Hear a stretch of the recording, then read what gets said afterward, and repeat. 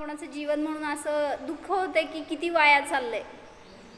म्हणजे जाऊ देत असं नाही म्हणायचं आपल्याला की लगेच तुम्ही ब्रह्मचर्य घ्या, दीक्षा घ्या आणि सगळं सोडून द्या असं नाही. पण स्वाध्याय ध्यानाचं महत्त्व नाही आहे, स्वाध्यायाचं महत्त्व नाही आहे हो कोणाला. त्यामुळं असं वाटतं की किती एक एक दिवस म्हणजे किती, एक एक पल म्हणजे किती इम्पॉर्टंट आहे. खरं त्यात जेवढं मिळवेल तेवढं कमी आहे. आपण सगळं आयुष्य दिलं तरी पण जिनवाणी वाचून व्हायची नाही आपली.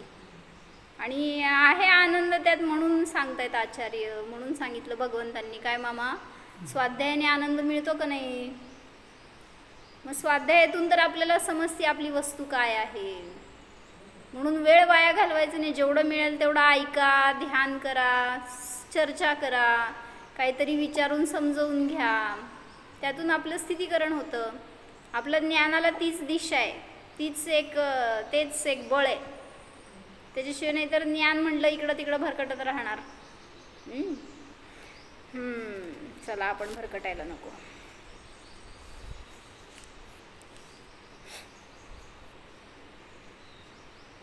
इंद सदवंदियाणं तिहुवणहिद मधुर विसदव काणं अंतातीद गुणाणं नमोजिनाणं जिदभवाणं. कुंदाचार्य भगवान की जय. दीपाली भाई माझ्या समोर बसा. बरं. 15वी गाथा बघत होतो आपण. भावस्स नथिणासो नथिय भावस्स चेव उपादो गुणपज्जये सुभावा उपादवये पकुवंती. देऊ का तुम्हाला? ह्याच्यात फक्त टीका आहे, भाषांतर नाही आहे. तिथं पण बघून घ्या मग जयसेनाचार्यांचं पंचस्तिका. 15व्या गाथेची जयसेनाचार्यजींची टीका आहे. सांगा एक क्रॉस काय झालं होतं काल, काय सांगतायत गाथेमध्ये? तिकडे आहे मामी.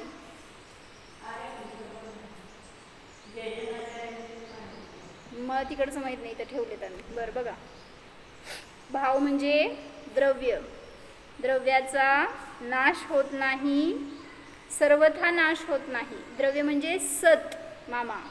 सत म्हणजे नित्य राहणारं शाश्वत असं ते द्रव्य. त्या द्रव्याचा कधीही सर्वथा नाश होत नाही आणि असत द्रव्याचा कधीही उत्पाद होत नाही. उदाहरण काय दिलं होतं? पटपट पटपट बोला. 2-3 दिवस झाले आपलं हे. बोल प्रज्वल, बोल.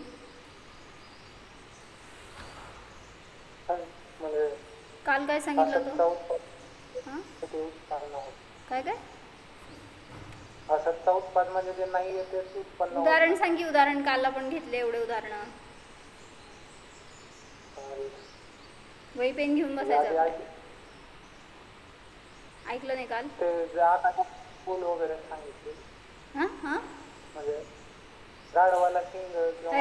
कुठलं नवीन सांगायला लागलं? मी कुठे सांगितले ते?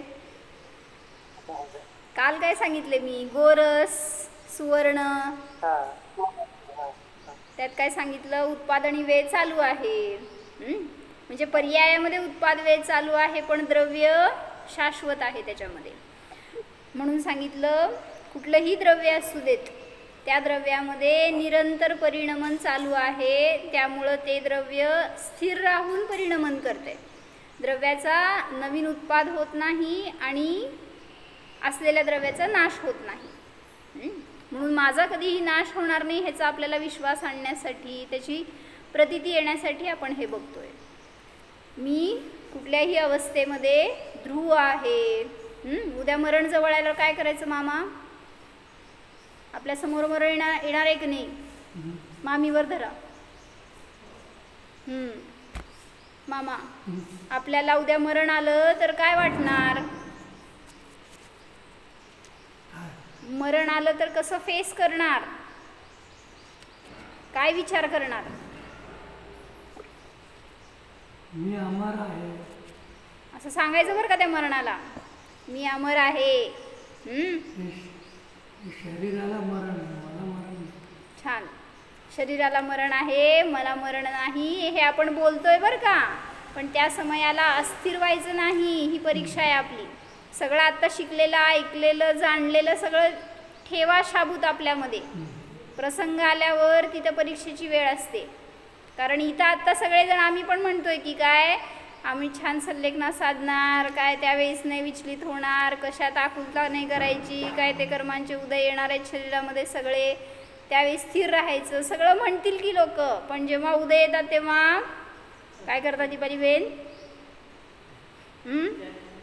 किती किती जाणीव होती सांगा. शरीर भिन्न आहे, रोग भिन्न आहे, वेदना भिन्न आहेत, मी भिन्न आहे, मी जाणतोय, किती जाणीव होते.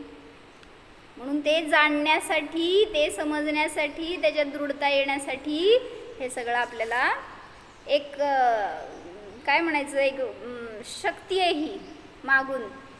जे काय आपल्याला द्रव्यगुणपर्यायाची व्यवस्था समजली, त्याच्याबद्दल विश्वास दृढ झाला, तर हे सगळं पर्याय चालू आहे, याच्याबद्दल आकुलता नाही होणार.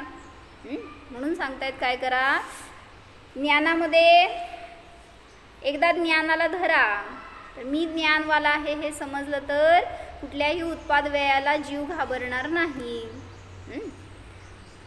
तर द्रव्याचा नाश होत नाही आणि द्रव्याचा उत्पाद होत नाही, म्हणजेच सतचा नाश होत नाही, असतचा उत्पाद होत नाही.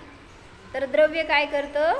गुणपर्यायांमध्ये उत्पाद व्यय करतं, परिणमन करतं, हे सांगितलं. त्याच्यात काय बघत होतो आपण? जयसेनाचार्यांची टीका आहे ती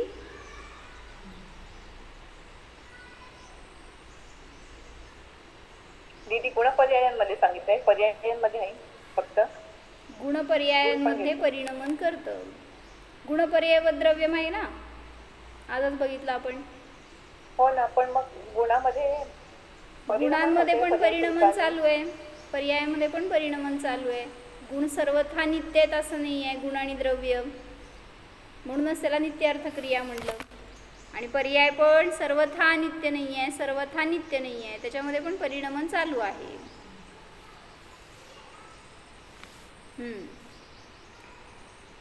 तर काय सांगत होते?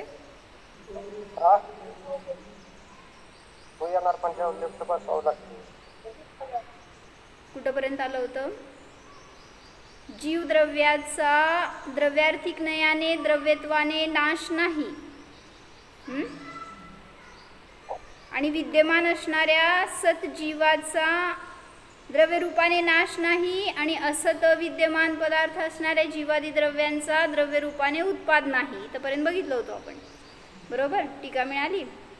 तथापि खुलासा करतात, गुणपर्यायेषु अधिकरणभूतेषु, मिळालं मामी? अर्ध्यामधली टीका अर्धी चालू होती. भावा हा पदार्था हा झालं होतं हे वाक्य बहुतेक.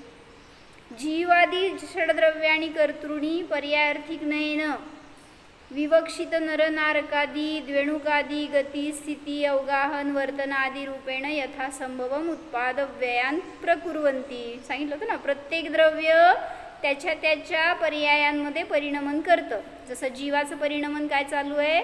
नरनारकादी पर्याय. पुद्गलाचं परिणमन काय चालू आहे? पुद्गल परिणमन करतं का मामा? पुद्गलामध्ये परिणमन होतं का नाही होत? होतं ना. काय होतं? कसं? बरोबर, लहान होतं. मोठा असतं तर लहान कसं होतं? लहान असलेलं मोठं होतं, मोठं लहान कसं होतं? बरोबर आहे की? काय लहान होतं सांगा? कोण लहान होतं? लहान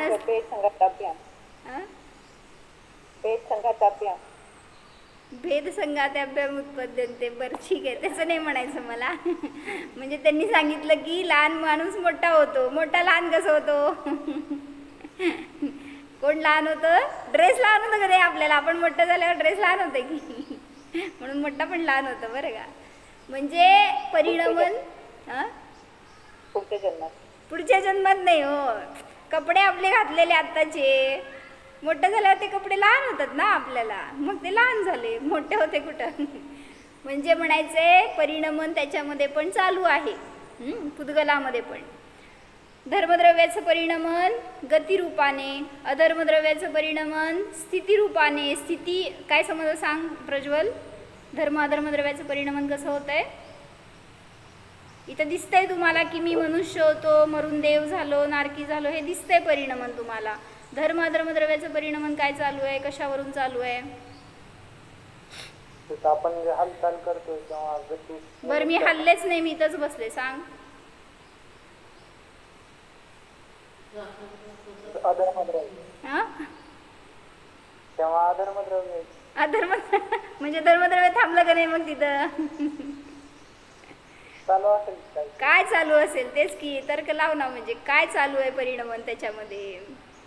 परिणमन तर प्रत्येक द्रव्यात प्रतिसमयाला आहेच. असं नाही की एखादं द्रव्य चालू आहे, दुसरं द्रव्य थांबलंय, 5 मिनिटं थांबा मी आलोच. कोण म्हणतंय असं? धर्मद्रव्याला म्हणायचं अधर्मद्रव्यानी, अधर्मद्रव्याला धर्मद्रव्यानी. काय धर्मद्रव्य कुठं जात नाही आणि अधर्मद्रव्य पण हलत नाही. म्हणजे अधर्मद्रव्य आहेत जसं तसंच सगळे द्रव्य आहेत. धर्म अधर्म आकाश काल, त्यांच्यामध्ये क्रियावती शक्ती नाही. मग परिणमन काय चालू आहे त्याच्यामध्ये? तर प्रतिसमयाला प्रत्येक गुणाचं परिणमन आहे. कुठले गुण आहेत आता त्याच्यामध्ये? गती हे गती हेतुत्वाचं परिणमन समजत नाही, जाऊ देत. अस्तित्व गुण आहे का नाही? प्रत्येक अरूपी आहे. म्हणजे अस्तित्व गुण आहे की नाही त्याच्यामध्ये? मग माझ्यात पण अस्तित्व गुण आहे. काय चालू आहे परिणमन अस्तित्व गुणाचं? दिसत नाही पण परिणमन चालू आहे. आहे आहे आहे. तसंच म्हटलं इथं पण धर्मद्रव्य आहे, ही पर्याय नष्ट झाली. दुसऱ्या समयाला आहे, तिसऱ्या समयाला आहे, परिणमन चालू आहे. पण त्याचं टिकून राहणं, म्हणून टिकून राहून सुद्धा परिणमन करणं. टिकून राहायचं मान्य, सगळ्यांना परिणमन होतं हे दिसत नाही, समजत नाही ना. कारण हे चारी द्रव्य अमूर्तिक आहेत म्हणून सांगतायत त्याच्यामध्ये पण परिणमन आहे. ॲक्च्युली जीव पण अमूर्तिक आहे. जीवाचं परिणमन पण तुम्हाला समजत नाही. सगळं तुम्ही पुद्गलावरून लावताय. शरीराचं उत्पाद झालं तर उत्पाद झाला, वेळ झाला, काय लहान मोठं झालं, हे सगळं शरीरावरून बघताय. जीवाचं परिणमन काय चाललंय हो?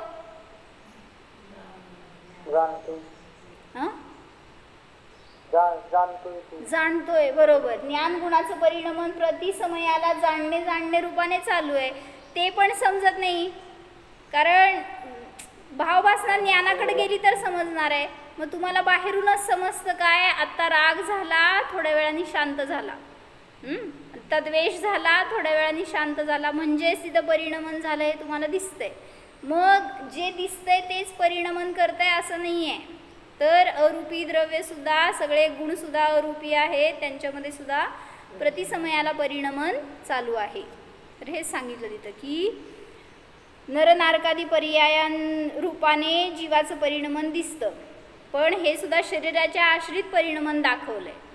जे जीवाचं स्वतंत्र गुणांचं परिणमन आहे ते प्रत्येक गुण घ्या. सांग, आनंद गुणाचं परिणमन काय चालू आहे? सुख दुःख. बरोबर. प्रत्येक समयाला काय ना काय तुम्ही वेदन करताय ना. ॲक्च्युली आनंद गुण दुःखरूप नसतो होत. मग दुःख हे गुण नाही आहे द्रव्याचं आपल्या. मग दुःख कुठून आलं? आपण मान म्हणजे मी काय केलं? काय मानलं? म्हणजे माझ्या परिणाम नाही, म्हणजे वस्तूकडे बघून आपण तशी केलेली मान्यता की ही वस्तू मला सुख देणारी, ही वस्तू मला दुःख देणारी. मग असं आपण केलेल्या आपल्या ज्ञानातलं परिणमन आहे. ती वस्तू तर तुम्हाला न सुख देती न दुःख देती. काय मामा सुख देतात का दुःख देतात? मामी सुख देतात का दुःख देतात? दुःख देतात. माझ्यासमोर दोघंजण बसले की दोघंजण एकमेकाला दुःख देतात. न सुख देणारा आहे कोणी, न दुःख देणारा आहे. असं किती छान निर्णय करायला पाहिजे उलट. म्हणून सांगताय तिथं. मी आज सकाळी एक ऐकलं बरं का. ॲक्च्युली हे मला पूर्ण करायचं आहे आज, पण थोडंसं डायवर्ट. की म्हणले ते एक वर्ड आहे ना आपलं 12 भावनामध्ये. काय हो? शुद्धात्मा पंच गुरु म्हण प्रज्वल. जग में सरनवतो पुढं मोह उदय जियते जियके वृथा आन कल्पना होय. शुद्धात्म रूपंच गुरु जग में शरणोदय मोह उदय जियके वृथा आन कल्पना होय. सोनल म्हणजे काय सांग? काव्या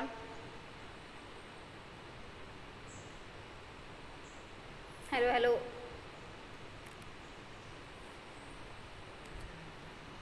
शुद्धात्मा आणि पंचपरमेष्ठी हे जगात 2 शरण आहेत. हे 2च जगात शरण आहेत. दोन जगात 2 शरण आहेत. दोन जगात 2 शरण आहेत. नाही, ह्या जगात 2च शरण आहेत. एक निश्चय आणि व्यवहाराने म्हणू शकतो. निश्चय आणि शुद्धात्मा आणि व्यवहाराने पंचपरमेष्ठी. बरोबर. मोह उदयाने वृथा जीव अन्य कल्पना करतो. म्हणजे अन्यांना शरण मानतो हे सगळा मोहाचा उदय आहे. तर त्यामध्ये त्यांनी एक उदाहरण घटवलं होते का पंडितांनी की मुलगी आहे, तिचं लग्न झालं आणि ती सासरी गेली. आता जस्ट लग्न झालं होतं आणि आता सगळं तुम्हाला काय म्हणायचं फॅसिलिटीज आहेत.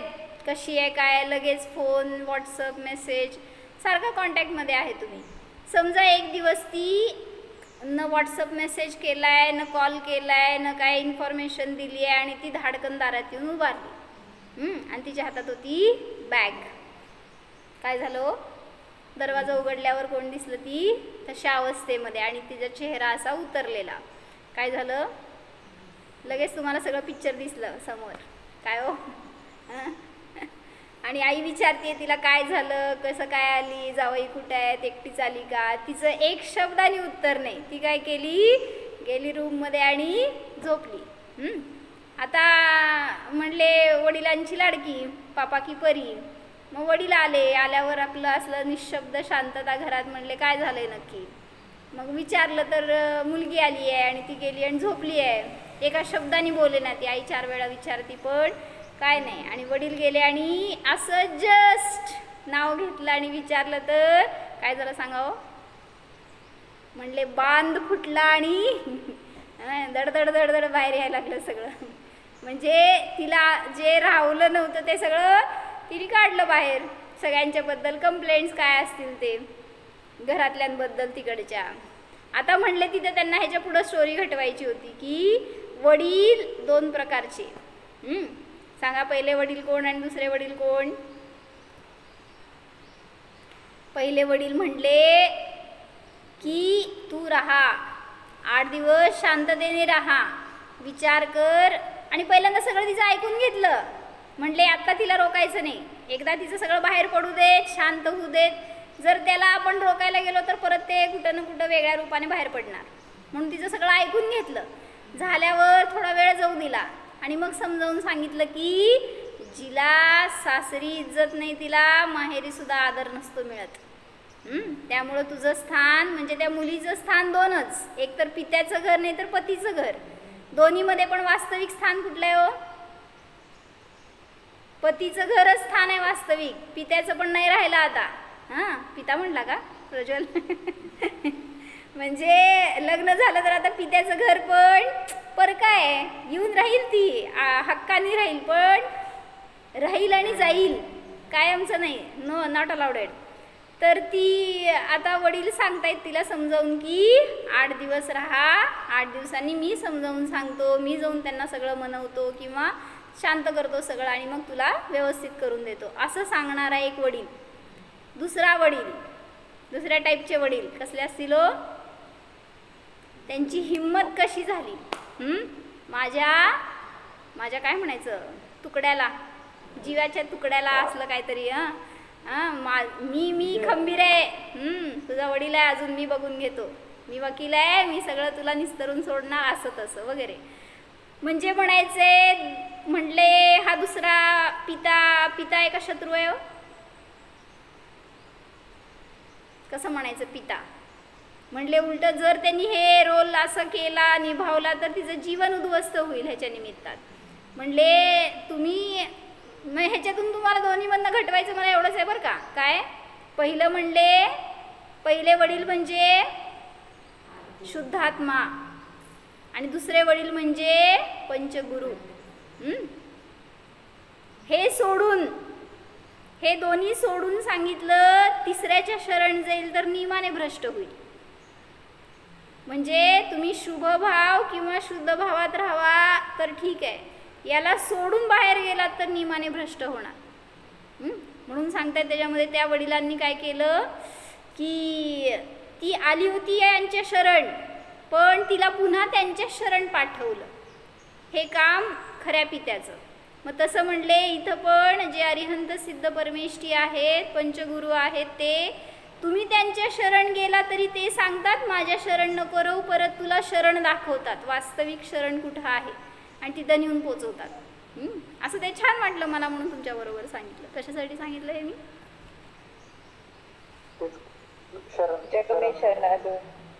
पण हे का निघालं होतं आता आपलं उत्पाद वेळेमध्ये मामी? हो की ते शरणकडे का गेलो? उत्पाद वेळ चालू आहे गातेमध्ये.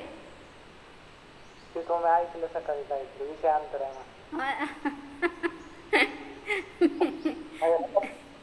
नाही नाही पण ते कशावरनं तर सुचलं मला म्हणून सांगायचं होतं. का सांगितलं बरं असेल. म्हणजे गुण अमूर्तिक आहेत त्याच्यामध्ये. हां ते गुण अमूर्तिक आहेत आणि त्यांच्यामध्ये परिणमन चालू आहे नित्य. भलेही नाही दिसलं तरी सुद्धा परिणमन आहे. म्हणून सांगायचं की जीवाचं परिणमन कसं आहे हे सांगायचं होतं मला. शुभ अशुभ आणि शुद्ध भावरूपाने परिणमन चालू आहे जीवाचं. आणि मग त्याच्यामध्ये हे दोन गोष्टी आल्या होत्या म्हणून की एकतर शुभाची शरण राहावा नाहीतर शुद्धाची. अशुभाच्या शरण जाऊ नकात अन्यथा फळ भोगावं लागेल. तरी तर त्यांनी हे घेतलं की प्रत्येक द्रव्याचं परिणमन प्रतिसमयाला उत्पाद वेद रूपाने चालू आहे. वाचताय का दीपालीबेन?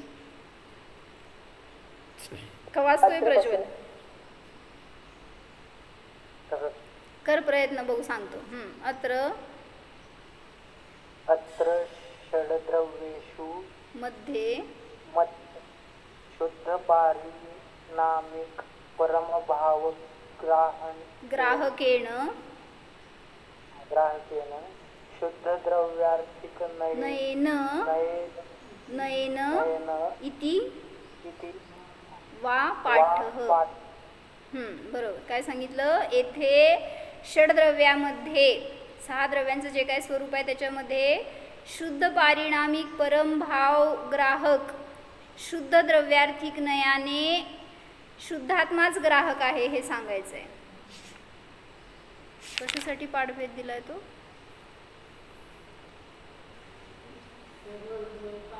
गुणपर्याय रूप अधिकरणों में पदार्थ जीवादि छहो द्रव्य पर्यार्थिक नय से करता है. विवक्षित नर नारकादि द्विणुकादि गति स्थिति अवगाहन वर्तना रूप से यथा संभव सभी द्रव्य उत्पाद व्ययों को करते हैं करता है. यहाँ 6 द्रव्यों में शुद्ध पारिणामिक परम भाव ग्राहक शुद्ध द्रव्यार्थिक नय से करता है. हाँ पारिणामिक भाव आहे तो करता आहे, तो शुद्ध नयाने ग्रहण करण्यायोग्य आहे असं सांगायचं त्यांना. अन्यथा का सांगितलं असं की जो पारिणामिक भाव आहे तोच तुमच्या परिणमनाचा करता आहे. का सांगितलं हे? न मानल्यास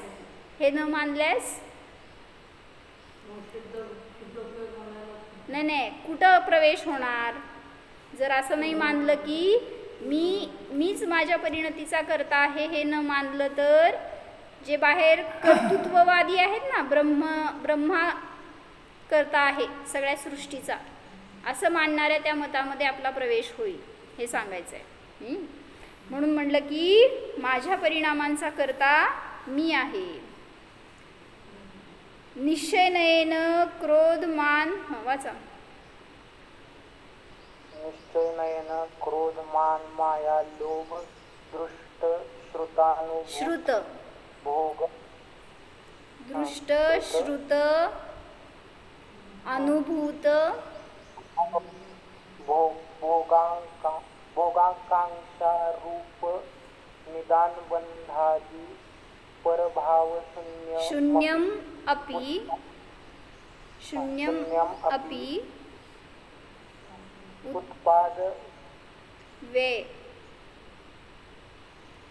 उत्पाद व्यय रहितेन वा पाठः. काय सांगायचं आहे? निश्चयनयाने क्रोध मान माया लोभ दृष्ट श्रुत अनुभूत भोग आकांक्षा रूप निदान बंध आदी परभाव रहित असल्यामुळे उत्पाद व्ययाने रहित असताना सुद्धा करता आहे. करता कसा आहे हो? म्हणजे म्हणायचंय कोणाचा करता आहे? जीव. मी माझ्या परिणामांचा करता आहे, बाहेर कोणाचा तर करता नाही. मग हे सांगतायत की क्रोधमान माया लोभ कोण केले हो? कथनचित म्हणायचं. कथनचित मी करता आहे, कथनचित स्वतंत्र आहे ते पण. मला आत्ता क्रोध करायचंय करून दाखवा. आत्ता मला शांत राहायचंय मामा, किती शांत राहतो? समजा क्रोध यायला लागला आणि मी म्हणतोय की नाही मला शांत राहायचंय, किती शांत राहणार? तोंडात घालून भरायचं काहीतरी म्हणते, तांदूळ भरून बसायचं तर तोंडातनं शब्द बाहेर येत नाहीत. मग क्रोध झाल्यावर काय करायचं? कसं शांत राहायचं? मूग गिळायचं. बरं, तसलं काय करू नका. आत्म्याला जाणार तर शांत होणार, नाही तर नाही.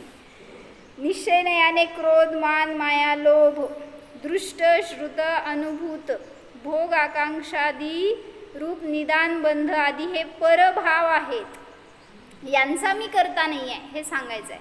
मी फक्त माझ्या शुद्ध परिणतीचा करता आहे. म्हणजे अपेक्षा आहे शेवटी. निश्चय नाही म्हटला तर कुठला शुद्ध निश्चय नाही आहे हा? अशुद्ध निश्चय नाही. अशुद्ध निश्चय नाही आहे, कारण क्रोधाधिक परिणाम शुद्ध निश्चयाने कसे असणार? सगळंच की दृष्ट श्रुत अनुभूत निदान बंध आदी हे सगळे परभाव आहेत, ह्यांचा मी करताय म्हटलं तर अशुद्ध निश्चय नाही. याने मी रहित असल्याने उत्पाद व्यय रहित होणे पर भी करता हूँ.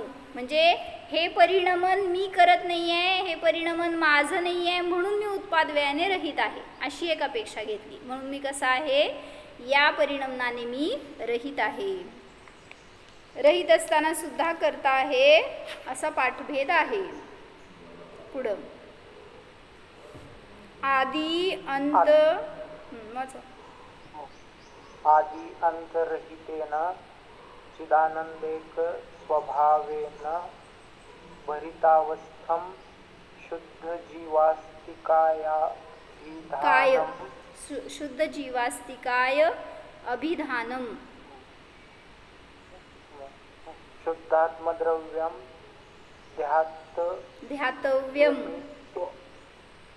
ध्यातव्यम इति अभिप्राय. इति मिळून ई आणि अ मिळून य झाला त्याचा. इति मधला तच ई आहे ना आणि पुढचा अ आहे, तो मिळून त्य होतं. त्यातनं काढल्यावर संधी केल्यावर अभिप्राय राहतं. काय अर्थ सांगितला? शुद्धात्मा कसा आहे? आदि अंतरहित चिदानंद एक स्वभावाच्या द्वारे किंवा एक स्वभावी भरितावस्थ शुद्ध जीवास्तिकाय नावाचं शुद्धात्मद्रव्यच मला ध्यान करण्यायोग्य आहे. हे सगळं समजून मला काय फायदा आहे? तर बाह्य परिणमनामध्ये मला अडकायचं नाही आहे किंवा त्याचा उत्पादव्यय करत राहायचं नाही आहे. त्यापासून भिन्न मी कसा आहे? नित्य शुद्ध रूप आहे. मग त्या शुद्धात्मद्रव्यालाच जाणण्यायोग्य ध्यान करण्यायोग्य आहे हे सांगतायत. इति अभिप्राय असा अभिप्राय आहे. इति द्वितीय सप्तकमध्ये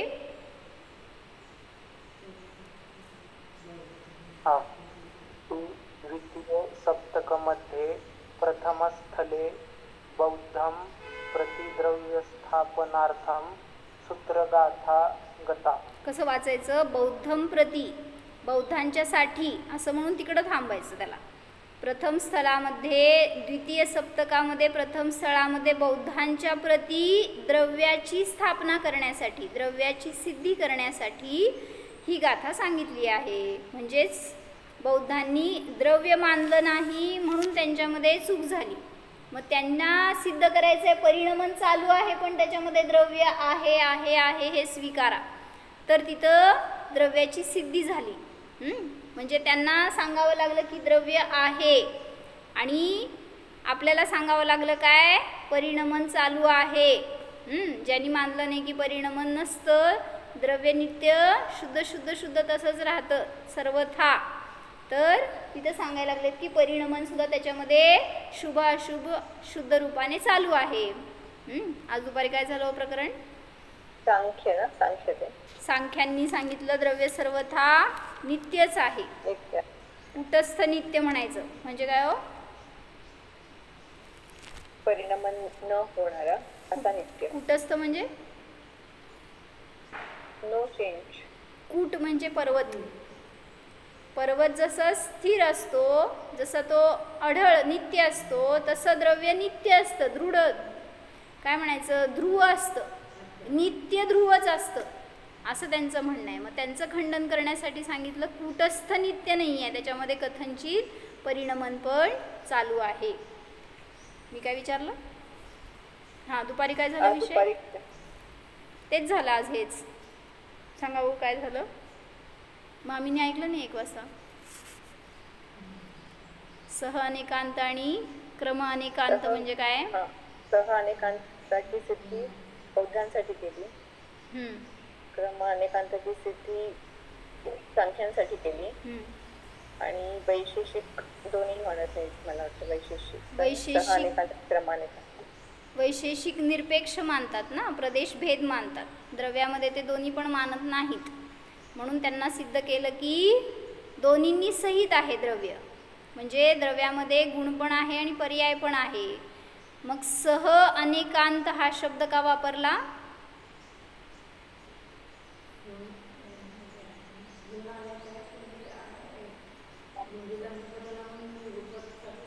नाही नाही सगळं एकात नका लावू. गुण आहेत, सहभू असतात ते गुण असतात ना, द्रव्याच्या बरोबर गुण आहेत. मग अनेकांत म्हणताना तुम्हाला तिथं विरोधी धर्म नाही दाखवायचे आहेत, अनेकांत म्हणताना समुदाय दाखवायचं आहे. जसं वाचलं आपण ते विस्तार समुदाय आणि आयत समुदाय. मग समुदाय म्हणजे अनेक अंतः, न एकः अंतः यस्मिन सह अनेकांत असं काहीतरी त्यांनी व्युत्पत्ती दिली आहे. जिथं एक अंत नाही आहे तर अनेक अंत म्हणजे धर्म आहेत, त्याला म्हणलं अनेकांत. मग सहभू असणारे जे काही गुण आहेत ते एका द्रव्यामध्ये समुदाय रूपाने राहतात, त्याला म्हणलं सह अनेकांत. आणि क्रम अनेकांत म्हणताना पर्यायांचा समुदाय रूप जे द्रव्य आहे ते. मग सह अनेकांत आणि क्रम अनेकांत युगपत आहे द्रव्यामध्ये. म्हणून त्यामध्ये सामान्य आणि विशेष काय सांगितलं? ऊर्ध्वता सामान्य आणि विस्तार विशेष येणार नाही ते. ऊर्ध्वता सामान्य द्रव्य तोच राहतोय आणि गुण गुण आहेत एका समयामध्ये. आपण जर बघितलं तिर्यक सामान्य, तिर्यक विशेष. तिर्यक सामान्य का नाही? तिर्यक सामान्य का नाही? सह अनेकांत म्हणजे तिर्यक सामान्य येईल. सामान्य येणार. हां, कारण सर्व गुणांमध्ये व्याप्त असणारं ते द्रव्य. आणि क्रम अनेकांत म्हणताना काय येणार? ऊर्ध्वता सामान्य येणार. तिर्यक सामान्य आणि ऊर्ध्वता सामान्याचं वर्णन येणार सह अनेकांत म्हणताना. आणि क्रम अनेकांत म्हणताना ऊर्ध्वता सामान्य येणार. म्हणजे असं द्रव्य सामान्य आहे तर गुणभेद विशेष आहेत आणि द्रव्य सामान्य आहे तर पर्याय विशेष आहे, असं त्यांनी सामान्य विशेषात्मक द्रव्य आहे त्याच्यामध्ये सह अनेकांत पण आहे आणि क्रम अनेकांत पण आहे ह्याचं सिद्धी करून दाखवली. सह अनेकांत म्हणत असताना त्याच्यामध्ये तिर्यक सामान्य येणार आणि क्रम अनेकांत म्हणताना ऊर्ध्वता सामान्य येणार. कारण अनेक गुणांमध्ये व्याप्त असणारं ते द्रव्य, त्यामुळे त्याला म्हटलं तिर्यक सामान्य. आणि अनेक पर्यायांमध्ये व्याप्त असणारं ते द्रव्य त्याला म्हटलं ऊर्ध्वता सामान्य. तर असा सामान्य विशेषात्मक मी आहे. सामान्य ना, तिर्यक सामान्य म्हणजे विस्तार सामान्य आणि ऊर्ध्वता सामान्य म्हणजे आयत सामान्य. वेळ संपली. पण आज ते वाचत होते की नाही प्रवचन सार मधलं, तेव्हा आयत सामान्य होतं ना, ते ऊर्ध्वता काल नाही तिथं काल अपेक्षेने परिणमन म्हणजे लंबाई घेतलं होतं, म्हणजे ते तिर्यक येणार. नाही. आयत म्हणताना उभं घेतलं ना, एकानंतर एक. एक काले नाना व्यक्तिगत अन्वय तिर्यक सामान्य, आणि एक नाना काले एक व्यक्तिगत अन्वय ऊर्ध्वता सामान्य. समजलं काय म्हणले? परत, एक काले नाना व्यक्तिगत अन्वय, एका समयामध्ये अनेकांमध्ये व्याप्त असणारं सामान्य ते जीव जीव जीव जीव. एका काळामध्ये आपण सगळे जीव आहोत, मग हे तिर्यक सामान्य. काय म्हणले? एक काले नाना व्यक्तिगत अन्वय, एका काळामध्ये नाना व्यक्तींमध्ये जे राहतं ते अन्वय रूपाने, त्याला म्हणलं तिर्यक सामान्य. जीव घेतला आपण सामान्य. आणि नाना काले एक व्यक्तिगत अन्वय, माझंच एका व्यक्तीचं नाना काळामध्ये, बाल्य तरुण वृद्ध अवस्थेमध्ये नाना काळामध्ये एक व्यक्तिगत अन्वय, मी एक अन्वय रूपाने राहणार, तर त्याला म्हणलं ऊर्ध्वता सामान्य.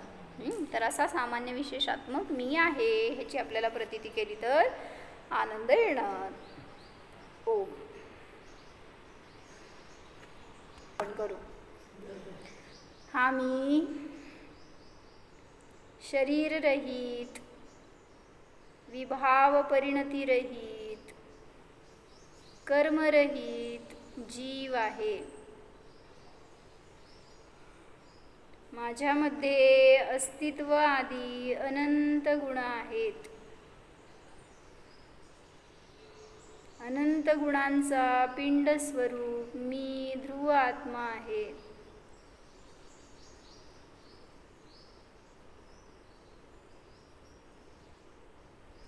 माझ्यामध्ये परद्रव्य परपर्याय नाहीतच. सर्वांनी रहित हा मी सामान्य विशेष स्वरूप शुद्धात्मा आहे. मी आहेच. ओम.